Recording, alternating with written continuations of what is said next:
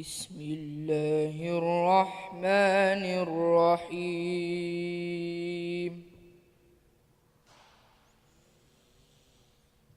ولقد كتبنا في الزبور من بعد الذكر أن الأرض يرثها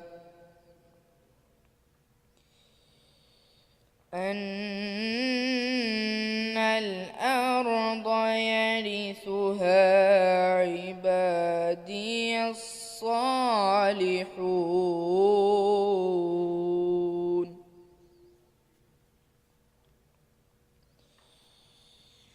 إن في هذا لبلاغا لقوم عابدين.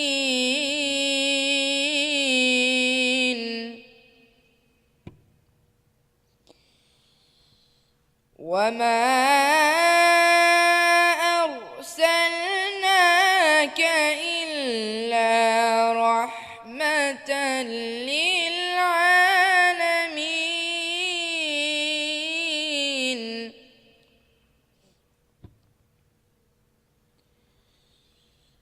قل إنما يوحى إلي أنما إلهكم إله واحد فهل أنتم مسلمون؟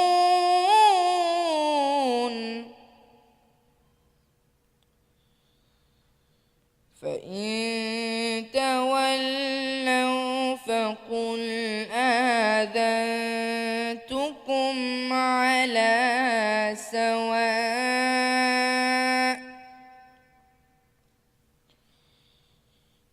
وإن أدري أقريب أم بعيد ما توعدون.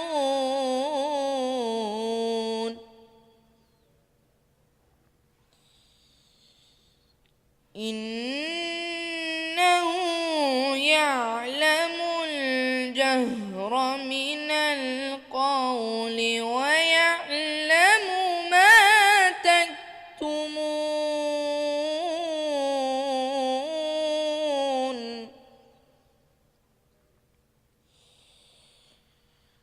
وإن أدري لعله فتنة لكم ومتاع إلى حين.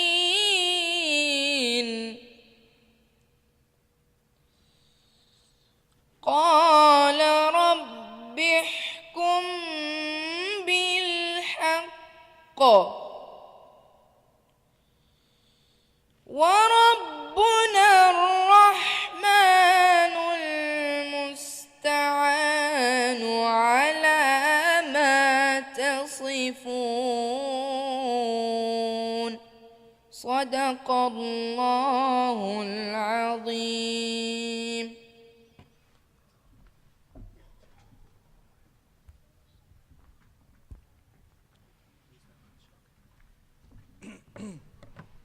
بسم الله والحمد لله والصلاة والسلام على رسول الله وعلى آله وصحبه أجمعين. Assalamu alaikum wa rahmatullahi wa barakatuhu. So alhamdulillah, I wanted to, of course, at the request of the organizers and everyone who's mashallah put the conference together, Imam Nick and the rest of the team, so wanted to oblige, and they asked me to come and just share a few words. My own personal thought though was that obviously I'm not trained or qualified in regards to media work at all, whereas Sister Sana, mashallah, this is her life's work, and she's very good at what she does. Didn't y'all win an award recently? You should carry that around with you everywhere that you go. Just have that award with you on display, mashallah. So her team, the team that she's a part of at AJ Plus, they recently, mashallah, also won an award, and they've been kind of identified as a group of people, as a team that's really kind of innovated the way people are consuming news and information. You probably see those little clips that AJ Plus puts together that every single Muslim shares on Facebook, because it's usually very Muslim friendly, and you know why. So no, it's also the truth as well, but you also know why. So and I personally, just to kind of share with y'all about how much I admire, Sister Sana's work and everything that she does, and she has done, is that, alhamdulillah, at the Qalam Seminary, our full-time program where we train students and, community leaders and activists and folks that are, inshallah, going to go serve the community in the future, inshallah.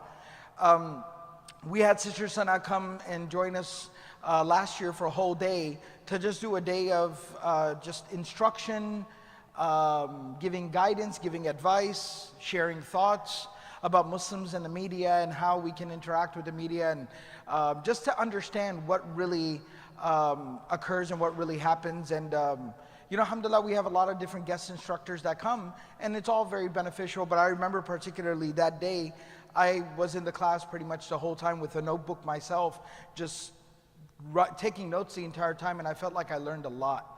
So alhamdulillah, we're very happy that she was here, and hopefully the community benefited, and hopefully in the future, inshallah, more folks will also benefit.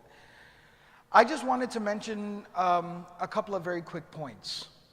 And again, these aren't going to be so much my specific thoughts on using media or my view of the media, because as I said, I'm not particularly an expert of that discipline. That's not my area of education or expertise. I interact with the media.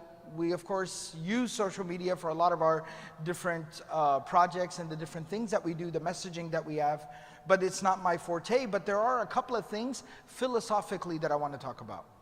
Philosophically, number one, the first thing that I want to address is that this will require, if we really want to approach this, if we really want to address this issue about how we are perceived or how we utilize or how we interact with the media, and we're looking for some significant improvement to make grounds in that area, then we're going to have to invest into it.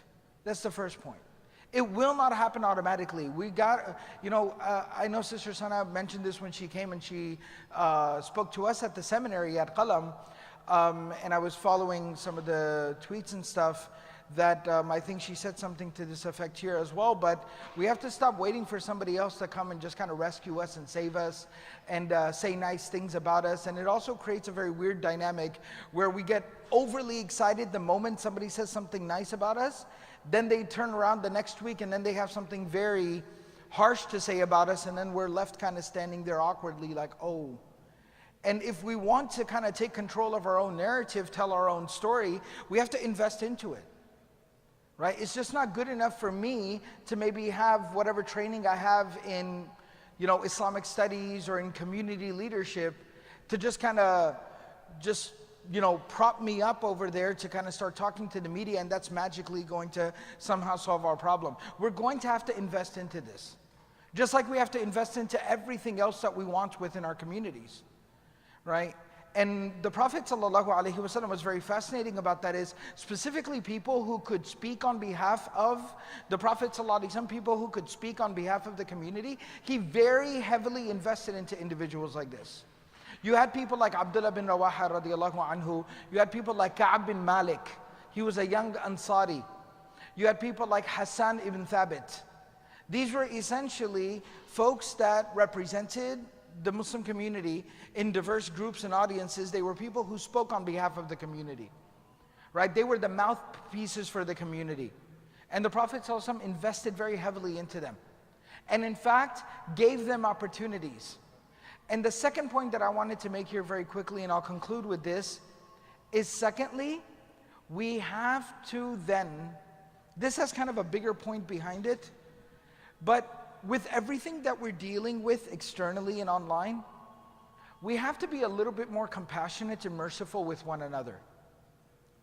We just can't constantly be at each other's throats. And so when there are folks from our community, our brothers and our sisters, who are doing really remarkable, amazing work, reaching tens, hundreds of millions of people online, and telling our story, it's not creating a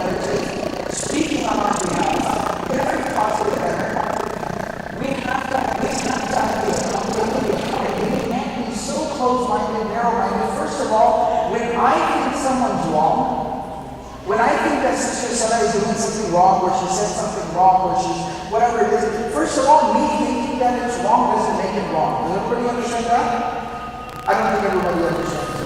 Our behavior as a community does not communicate that way. The way we act is, if I think something wrong, then it's wrong. I'm sorry. It's wrong. Okay? That's the first part. The second part, let's say it's wrong. Think about the level of, like, the benefit of the doubt, the excuses, the second chances, the mercy, the compassion, the understanding that we extend to different positions in our community. I'm going to mention a couple of sore things here, a couple of touchy points here, but I'm trying to illustrate a point. If a brother, does something or does something wrong in a position of community leadership, a board member, think about how easy we are to give that person another chance, another opportunity in leading our community. Think about with our imams. To what extent are we always willing to give another chance and an opportunity? Right? But I just I've noticed this. And I don't know, I haven't spoken to Sister Sana specifically about it. I've spoken to some other folks, but I just know that it's sometimes being in their position, I feel like it's really, really got to suck a lot. Because they're taking on, the popular media, the general media, the popular narrative, they're taking it head on. I remember Sister Sana was telling us when she visited, since then the story's aired, so I can talk about it now, but she told us that she had put together a really powerful kind of, piece about the word, some of the language that we use, radicalism and extremism, these words, and what do they mean, and how we should not be using these words. When she visited us, she was just finalizing the piece, and since then it's been released. And as she predicted, she told us, it had not aired yet, that when this piece airs, I'm just going to get just hammered online. And I saw exactly, that's precisely what happened. From the comments, to the tweets, to what people were saying. And it wasn't just that it's, like the Islamophobic, non-Muslim, angry person was saying that even Muslims were attacking her. And so it's really, really difficult in a position like that where you kind of go out on a ledge for the sake of number one, what's right, and number two, for the sake of your own community. And then your own community is the one that walks up and says, hey, what are you doing? And then pushes you off the ledge. So it's very, very difficult. So what I will just advise, because if you look in the seerah, I'm not going to specifically bring up instances because we have to get going for salah as well. But Ka'b bin Malik radiallahu anhu was one of those people, the Prophet ﷺ, a young man. He invested in him, he empowered him to speak on behalf of the community, to kind of be like a public face of the community, and go and dialogue and speak with diverse audiences. And he was one of the 3 companions who stayed back from the Battle of Tabuk, even though he did not have a valid excuse. He made a major mistake, what would be called, where God reprimanded him in the Quran for saying, وَعَلَى ثَلَاثَةِ الَّذِينَ خُلِّفُوا. It's in Surah Tawbah. But what happened? After that was dealt with, the Prophet ﷺ put him back on the stage and the platform. So number one, we have to invest into people, and number two, we just have to be a lot more humble to realize that just because I think something's wrong doesn't mean that it's wrong. And number three, let's just say somebody does go ahead and make a mistake. Then just remember the tradition of the Prophet ﷺ and stop just persecuting them and holding them absolutely accountable, till the end of time for maybe one mistake or error, where if I probably found myself in that same position, I probably would have made a much, much more serious error. So just a few thoughts that I had. May Allah subhanahu wa ta'ala accept. And again, I want to thank Sister Sana for coming. And I want to thank the Dawah department, Brother Shafi, Imam Nick, and everybody else for, mashallah, inviting her.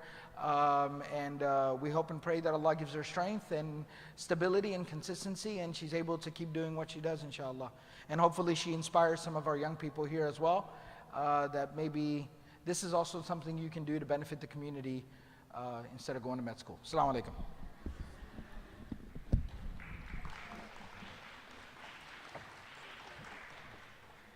Jazakallah khair, Sheikh Nasir and Sister Sana. Just a quick reminder, we're going to break for Salah, and then there's going to be a youth workshop right after it with Sister Sana again and Brother Hamza Torsiz. Also, Brother Moeen has asked me if there are anybody who's willing to or is wanting to volunteer to become a member of a social media group for Dawah group.